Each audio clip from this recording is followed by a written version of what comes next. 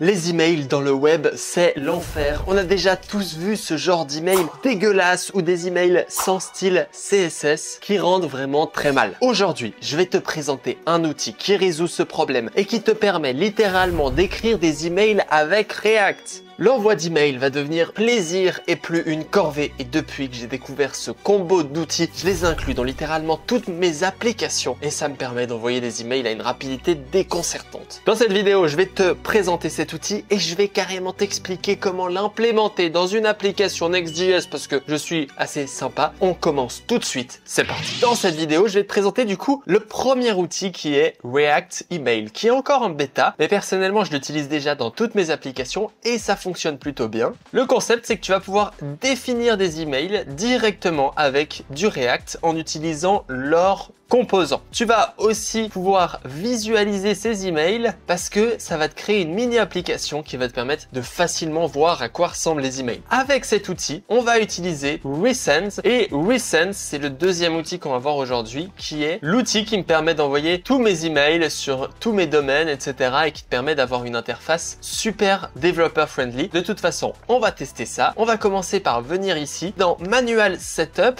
et ici, on va pouvoir installer les différentes librairies qui demandent. Alors moi, je vais installer les librairies que je te dis ici, que je préfère. Tout simplement, je vais installer React Email / Components. Components, ça représente carrément l'intégralité des composants qui sont disponibles. Et je vais installer React Email / Tailwind pour facilement gérer les styles de mes emails. Ensuite, tu lances cette commande évidemment avec PNPM pour que ce soit plus rapide. Et une fois que ça t'a téléchargé ces différentes librairies, on va pouvoir aller dans le package.json, rajouter une commande ici en mettant email, et là, faut regarder email dev. Donc là, je vais rajouter ça avec email dev. On va ensuite pouvoir créer ici un folder qui va s'appeler emails.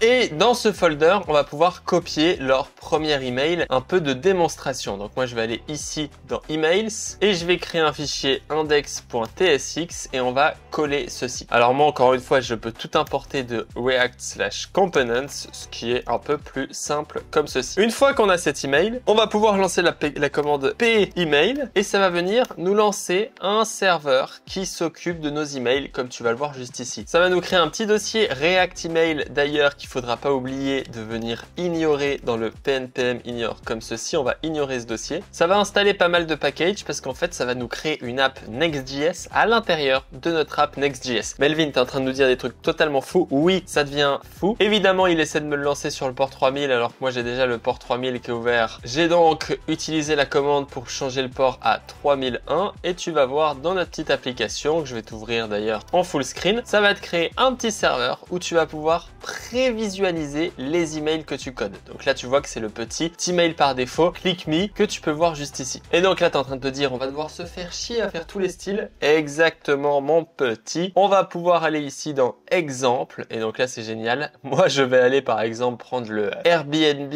ou le Waycast Magic Link que j'aime vraiment beaucoup. On va venir ici, on va copier le texte de cet email et on va venir ici créer un fichier qui va s'appeler magiclink.tsx et on va pouvoir coller tout ça. Et donc là, tu vois qu'on a le code qui nous permet d'envoyer un email. Quand je sauvegarde et que je refresh mon site, tu vois que sur le site qui a été généré par la commande, je peux voir la preview du Magic Link. En l'occurrence, évidemment, j'ai pas les images qui vont avec. Ça, c'est un autre problème parce que il faudrait que j'ajoute l'image Waycast directement dans mon projet. Malgré tout, tu vois qu'ici, c'est assez relou. On n'a pas encore vu l'envoi d'email, mais on peut voir que c'est assez chiant parce qu'on doit définir tous ces styles à la main. Et bah, il y a un truc assez dingue, c'est qu'on va pouvoir copier tout ça. On va aller vers ChatGPT. Et là, je lui dis transforme cet email template en utilisant uniquement Tailwind CSS. Et donc là, on le laisse générer notre petit code Tailwind. On va prendre ce code et on va le mettre ici à la place de notre Waycast Magic Link comme ceci. Ce qui nous permet de pouvoir ensuite export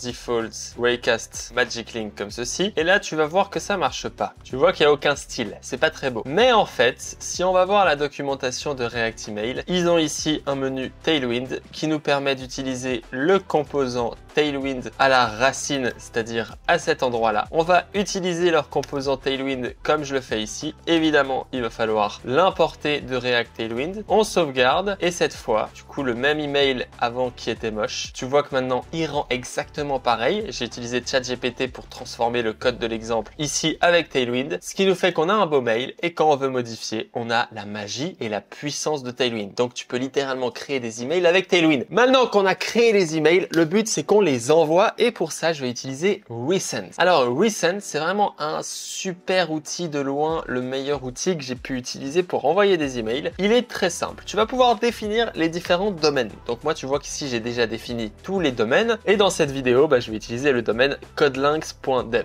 Une fois que tu as défini tes différents domaines, après t'être connecté évidemment, tu vas pouvoir créer une API key comme je le fais ici. Donc moi, là, j'ai déjà plusieurs API keys et je vais en créer une que je supprimerai plus tard, que je vais appeler du coup toDelete parce que le but c'est que tu puisses pas me voler mon API key. Et ici je vais lui dire qu'il a la permission sur tous les accès. On va créer cette API key, on va venir la sauvegarder et dans le fichier .env qui n'existe pas, on peut créer un fichier .env.local comme ceci. On va pouvoir créer Resend API Key et mettre à l'intérieur la clé qu'on a juste avant. On va ensuite pouvoir annuler notre petit serveur et faire un p install reset. Maintenant, si on va dans la documentation de Resend, qui est super bien fait, donc il n'y a pas de souci, Next.js Quick Start, on va pouvoir définir nos email templates comme on l'a fait juste avant avec notre outil et on va pouvoir définir un objet const resend est égal à new resend de Resend API Key. On va prendre ça. Moi ici, je vais créer un autre fichier qui va s'appeler source/lib/resend.ts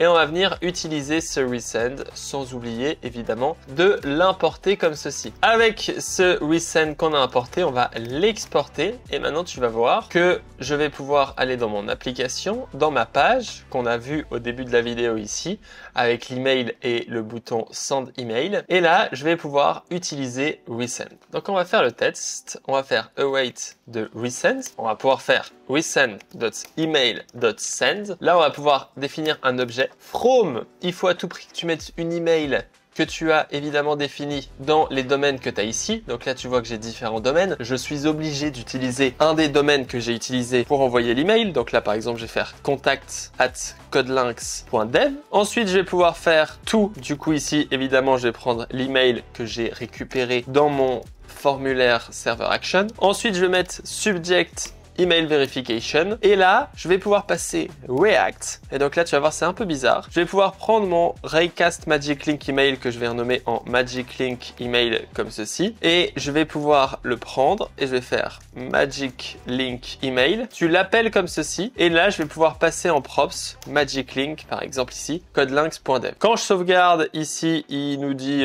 qu'on est vraiment des sagouins parce que à cet endroit là il faut juste que je change le default export comme ceci. Et donc là, tu vois que notre application, elle marche. Et du coup, j'ai utilisé Resend pour envoyer cet email. Une fois que l'email il est envoyé, je redirige la personne sur Success. J'ai ouvert ma boîte de réception ici avec l'adresse mail melvinmal4@gmail.com qui est une de mes nombreuses adresses mail et je vais pouvoir ici mettre dans l'input melvinmal@gmail.com et faire send email. Ici, il m'a dit yeah, the email was submitted et normalement, en changeant l'email, en utilisant l'email de chat2code parce que il a décidé que je pouvais pas envoyer mes emails, et ben là on voit qu'on a un email qu'on a vu juste ici qui vient de test. Et on voit bien qu'on a Your Magic Link. Quand je clique sur ce lien, ça va me rediriger sur le lien que j'ai défini juste ici. Et donc là, tu vois que j'arrive bien sur codelinks.dev qui est mon petit blog, comme tu peux le voir. Et on peut bien voir qu'il y a l'email qui est envoyé avec les différents styles. Donc évidemment, ici, je pourrais supprimer les petites images pour que ce soit plus joli et changer l'URL pour que ce soit une meilleure redirection. Et donc là, si on reteste, je peux faire melvinmal4@gmail.com. Send email. Encore une fois, ça va utiliser Resend pour send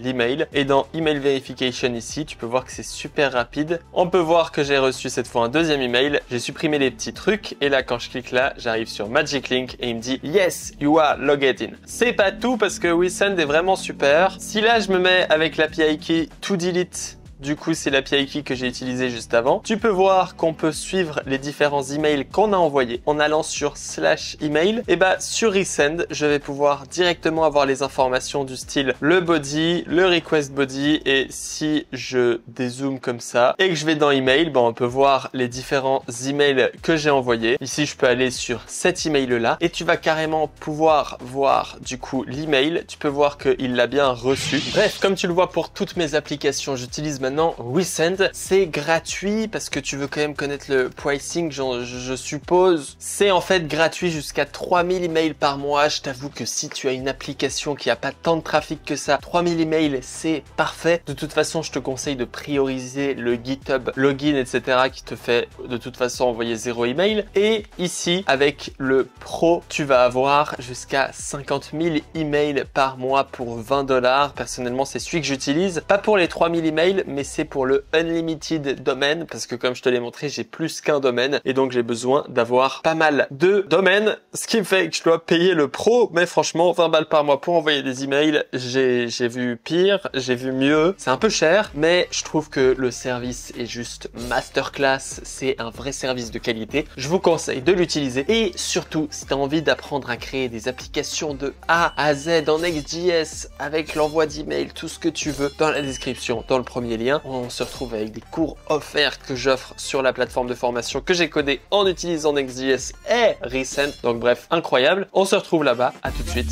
Ciao, ciao.